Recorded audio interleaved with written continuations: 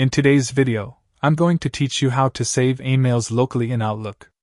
By the end, you'll know how to keep an email on your computer for quick access, sharing, or record keeping, without needing to be connected to your mailbox. Start by opening the email you want to save. Make sure it's the specific message you need, especially if it has important attachments or formatting you want to preserve. Having the message open ensures you're saving the right item. Next, go to the File tab in the top left corner of Outlook. This is where Outlook keeps options for file management, like saving, printing, and exporting. Clicking File changes the view to a screen with several choices relevant to the email you have open. Choose Save As.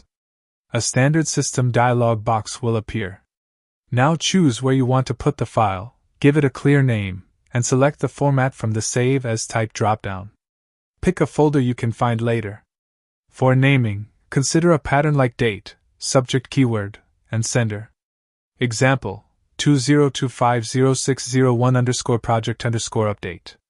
Avoid characters your system doesn't allow in file names. For the format, you have a few options. Outlook Message Format *message preserves the full message, attachments, formatting, and metadata. HTML *htm saves it as a web page, keeping layout. Attachments go in a companion folder. Text *txt saves plain text with no images, ideal for search or archiving. When ready, click Save.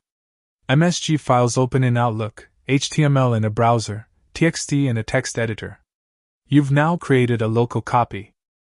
To recap, open the email, go to File, click Save As, choose Location, File Name, Format, and Save.